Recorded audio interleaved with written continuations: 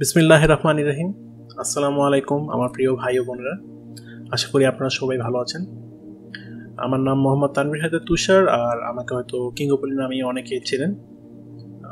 একটা কোয়েশ্চেন বা একটা জিনিস নিয়ে গত কয়েক মাস ধরে আমার প্রাইভেট মেসেজ এবং আমার ইমেল মোটামুটি ভর্তি হয়ে গেছে।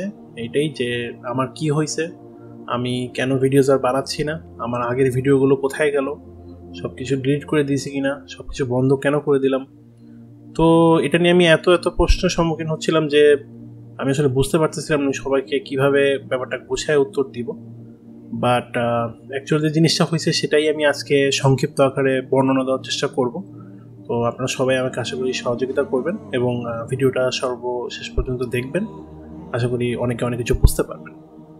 তো ঘটনাটা এরকম ছিল যে আজকে কয়েক মাস আগে আমি আমার একটা ভিডিও বানাবো এরকম চিন্তাভাবনা মাথায় চলতেছিল। মোটামুটি বিষয়গুলোকে দাঁড়া করে ফেলছিলাম, রেডি করে ফেলছিলাম। তো যখন এই ভিডিওটা শ্যুট করতে যাব, আমার মনের মধ্যে আমার একটা কোয়েশ্চেন আসলো যে এই ভিডিওগুলো যে আমি বানাচ্ছি, এই ভিডিওগুলো আমি কেন বানাচ্ছি, লাইক কার জন্য বানাচ্ছি। তো বুঝতে পারলাম হ্যাঁ আমি আমার অডিয়েন্সের জন্য বানাচ্ছি, বাট তাদেরকে এন্টারটেইনমেন্ট দেওয়ার জন্য।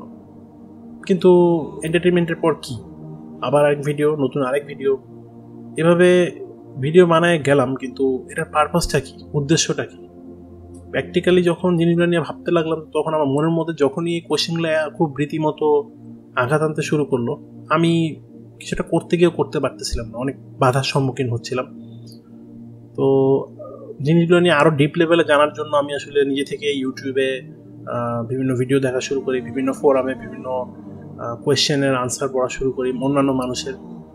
তো একটা পর্যায়ে আমি কিছু ইসলামিক স্কলারদের ভিডিও লেসন দেখতে পাই এবং সেখানে তাদের বিভিন্ন কোয়েশ্চেনের আনসার আমার কাছে আসলে অনেক সুস্পষ্ট হয়ে ওঠে। তো আমি আস্তে আস্তে রিয়েলাইজ করতে থাকি যে আমি যে ভিডিওগুলো আমি আগে বানাইছি বা যেভাবে আমি ভিডিওস বানায় যাচ্ছি, এটার অনেক জায়গাতেই অনেক ধরনের এলিমেন্ট আছে, অনেক ধরনের সময় আছে যেগুলোতে হয়তো এমন কিছু আমি দেখায় ফেলছি বা বলে ফেলছি জেনে না জেনে, বুঝে না বুঝে, যেটা ইসলামিক বিভিন্ন বিষয়ের সাথে সরাসরি বা ইনডাইরেক্টলি কন্ট্রাডিক্ট করতেছে বা অনেক বিষয়ের সাথে আঘাত আনতেছে, বা ওখানে বিশেষভাবে নিষেধ করে দেওয়ার পরে সেই জিনিসটাতে হয়তো আমি কোনো না কোনোভাবে প্রমোট করে ফেলতেছি। তো এই জিনিসগুলো যখন আমার মাথায় আসা শুরু করলো, আমি আমার পূর্ববর্তী ভিডিওগুলো আবার রিভিউ করা শুরু করলাম, যে আমি শুরু থেকে যে কাজগুলো করে গেছি সেগুলো আমি আরেকবার নিজে থেকে মনোযোগ দিয়ে দেখি। তো ভিডিওর বিভিন্ন সময়ে, বিভিন্ন অ্যাঙ্গেলে, বিভিন্ন স্পেসিফিক সিচুয়েশনে আমি যা যা বলেছি বা যা যা করেছি অ্যাক্টিং, ওগুলো অনেকাংশে আসলে আমার দিক থেকে ভুল ছিল। আমি কমপ্লিটলি রেসপন্সিবল সেটার জন্য, এবং জেনে না জেনে, বুঝে না বুঝে যে কাজগুলো করে গেছি, তো সেগুলো যখন আমি আবার দেখা শুরু করলাম অন্য দৃষ্টিতে, অন্য দৃষ্টিভঙ্গি থেকে অ্যাজ এ রিভিউয়ার হিসাবে, তখন আমার কাছে মনে হলো যে না, আমি আসলে রাইট কাজ করি নাই। বিকজ আমার এই ভিডিওগুলো দেখে যদি আরেকজন মানুষ এই একই ভুলটা করে, তো সেটার দায়ভার কিন্তু আমার উপরেও পড়বে, সেটার জন্য জবাব দিয়ে তা আমাকেও করতে হবে। তো এভাবে যখন আমি একটা করে ভিডিও দেখতে থাকি, আমার মনে হয়েছে ভিডিওগুলো আসলে আমার আরেকটা নতুন মানুষের কাছে পৌঁছানোটা ঠিক হচ্ছে না। তো আমি এক এক করে আমার ভিডিও সরাই ফেলতে থাকি। তো এইভাবে আমার পেজ এবং আমি আমার ইউটিউব চ্যানেল থেকে আমার সবগুলো ভিডিও সরাই ফেলি। বাট ডাউন দ্য লাইন আমি এটাও বুঝতে থাকি যে আমার নিজেরও অনেক কিছু শেখার এবং জানার প্রয়োজন আছে। তো সেখানে আমি আসলে আস্তে আস্তে সময় দিতে থাকি নতুন নতুন জিনিসগুলো জানার, ইসলামের বিভিন্ন প্রদর্শিত জিনিসগুলা, বিভিন্ন রুলস অনুযায়ী বিভিন্ন কিভাবে জীবনযাপন করা উচিত, কি কি জিনিস গ্রহণ করা উচিত, কি কি জিনিস বর্জন করা উচিত, আল্লাহ এবং আমাদের মহানবী সাল্লাল্লাহু আলাইহি সাল্লামের দেখানো যে সুন্নাহগুলো, সেগুলো অনুসারে কিভাবে জীবনযাপন করা উচিত হবে, সেই জিনিসগুলো নিয়ে আরও স্টাডি করার পর আমি আরও অনেক কিছু জানতে পারি। তো সেগুলো নিয়ে আমার মনে হয় যে আপনাদের সবার আসলে জানা উচিত, কারণ আপনারা বিভিন্ন হয়তো স্টাইলে আপনাদের নিজেদের জীবনযাপন করতেছেন। আমি কাউকে স্পেসিফিকভাবে কোনো ধরনের নাম মেনশন করে কোনো কিছু বলতে যাব না, বাট আমার মতো হয়তো অনেকেই অনেক ভুল পথে চলতেছিলেন। তো সঠিক সময় আল্লাহ তাআলা যদি আমাকে হেদায়েত না দিতেন, তাহলে হয়তো আমিও জিনিসগুলো বুঝতে পারতাম না। আমার চোখের সামনে থাকার পর হয়তো আমি দেখতেছিলাম না জিনিসগুলো। এরকম আমার মতো হয়তো অনেকেই এখনো এরকমই রয়ে গেছেন, যারা লাইফস্টাইল আসলে একরকম চলতেছেন, কিন্তু আসলে কোনটা করা উচিত আর কোনটা করা উচিত না সেটা বুঝতেছেন না। তো আমি সবার কাছে একটা রিকোয়েস্ট করবো যে সময় থাকতে আপনারাও আস্তে আস্তে রিয়েলাইজ করেন জীবনে আসলে আপনাদের খুবই ক্ষণস্থায়ী। আপনি কবে মারা যাবেন এটা আপনি নিজেও আসলে জানেন না। তো আপনি যে কাজ করতে অবস্থায় মারা যাবেন সেভাবেই আপনাকে আবার কিয়ামতের দিন বা হাসরের ময়দানে আপনাকে তো সেভাবেই পুনর্জাগরণ করা হবে। তখন আপনি কিন্তু নতুন করে কিছু করার সুযোগ পাবেন না। আপনি এই লাইফে জীবিত অবস্থায় যা যা করতেছেন সেই কর্মফলটাই কিন্তু আপনি আফটার লাইফে ভোগ করবেন, আখিরাতে ভোগ করবেন। তো আমি সময় থাকতে কেন ভুল পথে চলবো? তো আল্লাহ তাআলার কাছে অশেষ রহমত যে আমাকে আল্লাহ তাআলা ভুল পথে থেকে সঠিক পথে আগানোর ব্যাপারে যে দিক নির্দেশনা দেওয়া দরকার সেটা আমাকে সময় মতো দেখাইছেন, এবং আমি আল্লাহর কাছে সবসময় কৃতজ্ঞ থাকবো এই জিনিসটার জন্য, এবং সবসময় আমার পূর্ববর্তী গুণাগুলোর জন্য, যে ভুলগুলোর জন্য আমি জীবনে করেছি সেগুলোর জন্য আমি মাফ চাইতেছি। আমি আপনাদের সবার কাছে রিকোয়েস্ট করব, আমার কোনো আচার ব্যবহার বা কোনো কথায় আপনারা যদি কখনো কোনো কষ্ট পেয়ে থাকেন সেটার জন্য আমাকে আপনারা ক্ষমা করে দিবেন। আর জীবনটা খুবই শর্ট, লাইফটা আসলে বুঝে ওঠার আগে শেষ হয়ে যায়।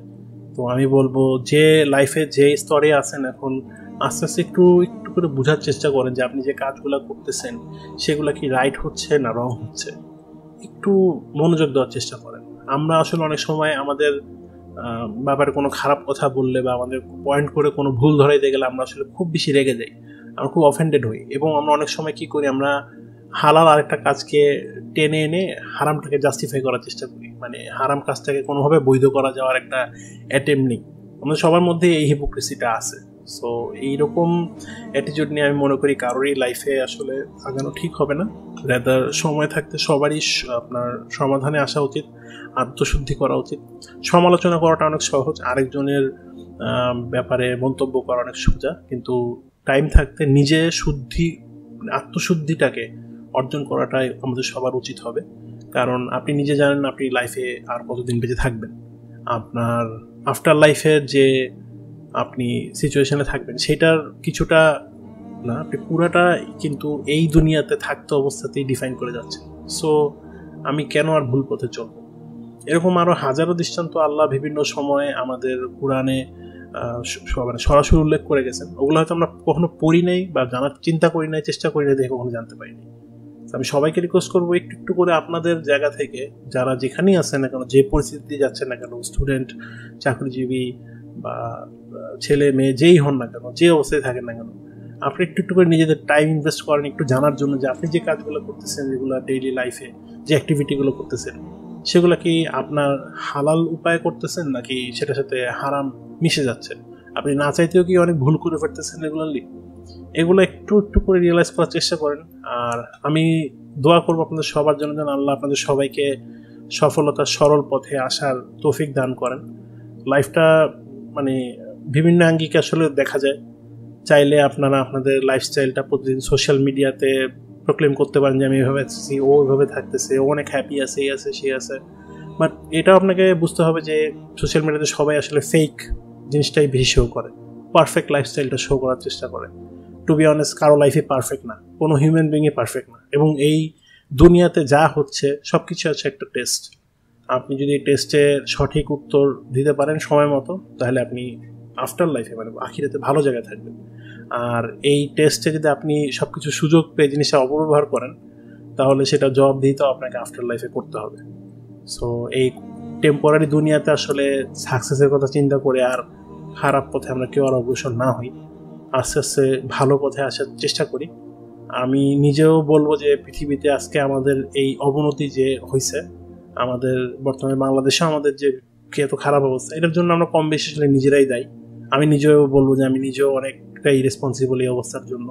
তো সেই জন্য আমি আগে নিজেকে শুদ্ধ করার চেষ্টা করতেছি।